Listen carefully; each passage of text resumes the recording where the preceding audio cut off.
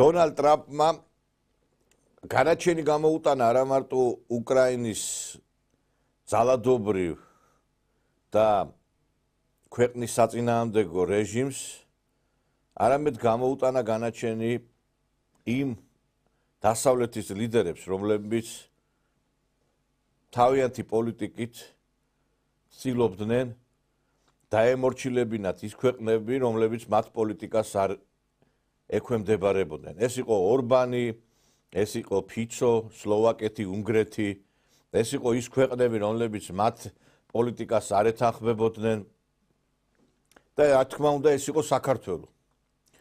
დონალდ ტრამპმა ფაქტობრივად დაიწყო განთავისუფლების პროცესი და მან თქვა კიდევაც, რომ ჩვენი ქვეყანა ახლა რამდენად ეს მართლებული იქნება და შესრულდება, ეგ უკვე სხვა მეორე თემაა, მაგრამ ჩვენ არჩევერევით სხვა ქვეყნის საქმეებშიო და იმავდროულად კი თქვა, რომ კანადა და გრენლანდია უნდა მივითვისოთო და ეგ ახლა რამდენად არის არჩევერევით უცხო ქვეყნის საქმეებში განცხადების ტოლფასი, ეგ თქვენთვის მომიდია მაგის განსჯა, მაგრამ ფაქტი ერთია, რომ ის ძალადობრივი და ის არაადამიანური ჯგუფები, რომლებიც საქართველოში დათარეშობდნენ, დარჩნენ პატრონის გარეშე.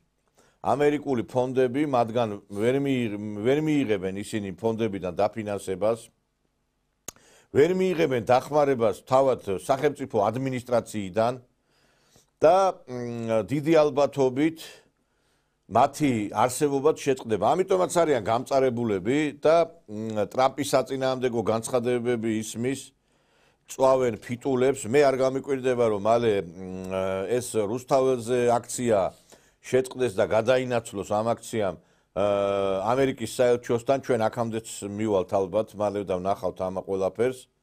ფაქტი ერთია, რომ ყველაფერს აქვს დასაწყისი და დასასრული. არ შეიძლება მუდმივად ქვეყანა ყოფილიყო აი ამ დასავლეთის შანტაჟის ქვეშ. ჩვენ ხელისუფლებამ მოდი გულზე ხელი დავიდოთ და ვთქვათ, პრაგმატულად იმოქმედა.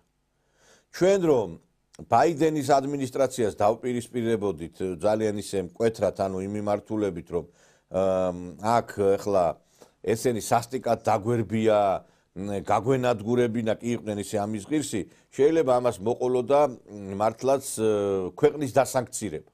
და მე ამ სანქციებიდან გამოსვლა ცოტა რთული საქმე არის. საქართველო ფაქტობრივად გაიარა ბეწვის ხიდზე.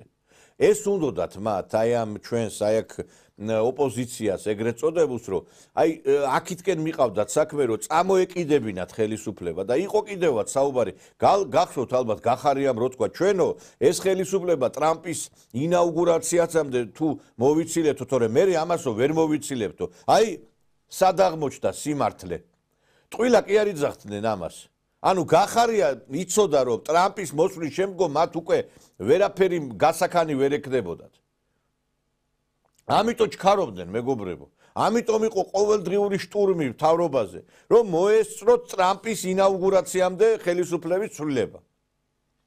და წამოეკიდათ ხელისუფლება პროვოკაციაზე, რომლითაც დასანქცირდებოდა. არ გახსოვთ დასანქცირებაზე რამდენ საუბრობდნენ ესენი? და ამით მერე ჩვენ ძალიან დიდი პრობლემის წინაშე აღმოჩნდებოდით. ჩვენ აი ამ პოლიტიკამ გამოიწვია ის, რომ გადავრჩით. აი ამას ქვია გადარჩენა. გადავრჩით. იმიტომ რომ ვერ გადარჩა უკრაინა, ვერ გადარჩა ძალიან ბევრი პოსტსაბჭოური ქვეყანა, ეგრევე სომხეთი ავიღოთ. სომხეთიც ამათმა შეიწირეს დასავლეთის გარკვეული დაპირებებით იყო გაბრუებული პაშინიანი, ეგონა რომ მას დაეხმარებოდა ყარაბახის ომში საფრანგეთი მაგალითად. და ვნახეთ რა დახმარებაც გაუწია. და აი აქედან კიდე ნათლად ჩანს ისიც რა არის, ხა მოდი ვთქვათ ისიც, რომ ამერიკა რა თქმა უნდა სწორად აფასებს დღეს ზელენსკის ამ მოღვაწეობას, მაგრამ თვითონ ეს ამერიკა არისო, რომ ეს ომი რომ სწორედ მისი მეშვეობით იქნა დაწყებული. ზელენსკი მე ხო არ მოვიყვანე ან ბოდიში და იმან ხო არ მოიყვანა პუტინმა. ზელენსკი მოიყვანა ამერიკელებმა, ხო?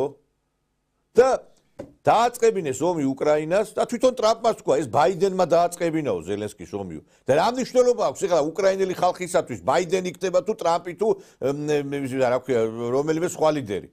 ამერიკის სიტყვას რომ ჩალის ფასი აქვს, აი დადასტურდა, იმიტომ რომ დღეს შეიძლება ამბობდეს ამერიკა რომ გიცავს და ხვალ შეიძლება გითხრას რომ აღარ გიცავ.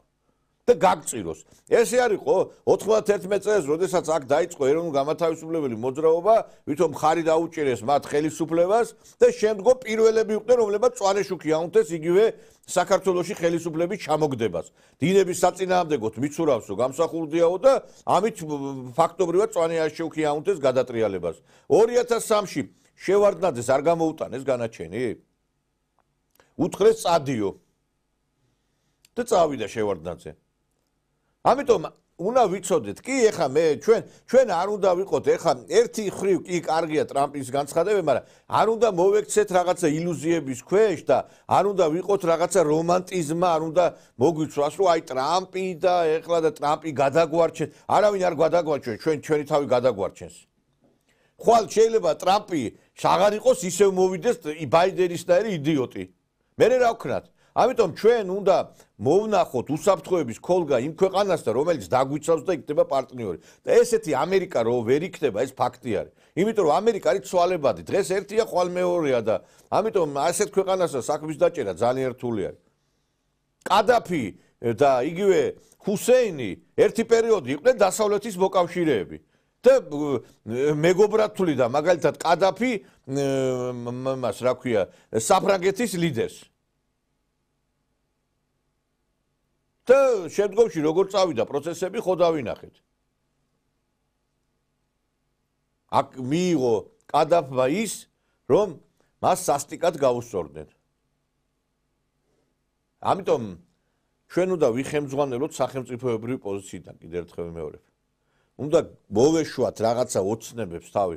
ჩვენ იცით აი ამ საბჭოთა ეპოქაში ერთის მხრივ კარგი იყო რომ უზრუნველი ცხოვრება გქონდა, ქვეყანა გამართული იყო, ცენტრი იღებდა გადაწყვეტილებას, მაგრამ შევეჩვიეთ იმას რომ ჩვენ არ უნდა ვიფიქროთ ცენტრი მოსკოვი გადაწყვეტს ჩვენს მაგივრად. ეხლაც ესე გონია, უნდა წამოვგორდეთ და ვიფიქროთ, ჩვენ არავინ არ გვეკითხება, პატარა ქვეყანა ვართ მაინც და არ უნდა გავანძრივოთ ხელი, არაფერი არ უნდა ვიაქტივროთ, ველოდოთ რა მოვლენების განვითარებას. ეს არ არის. ეხლა მე 1000 ჯერ გვითხრა იმან რა ქვია ლავროვმა მოდით 3+3 ფორმატში ჩვენთან ერთად იყავით. და ჩვენ მაინც რაღაცნაირად თავს ვიფასებთ პატარ ძალებით. უნდა გადავდგათ ნაბიჯი რუსეთისკენ, თორე ხვალ და ზეკ უკვე გვიანი იქნება. კარი დაიხურება, იმ სკამს აიღებენ იმ 3+3 ფორმატზე სკამი როა და შეიძლება იმ ერთი სკამის მაგურად ორი სკამი აღმოჩნდეს ცხინვალისა და სოხუმისათვის. და საქართველოს სკამი ჩანაცვლეს მათი სკამებით. ამიტომ მე მგონი რომ პრაგმატული პოლიტიკა უნდა აწარმოოს ქვეყანამ და ეს შემდგომ შედეგსაც აუცილებლად გამოიტანს.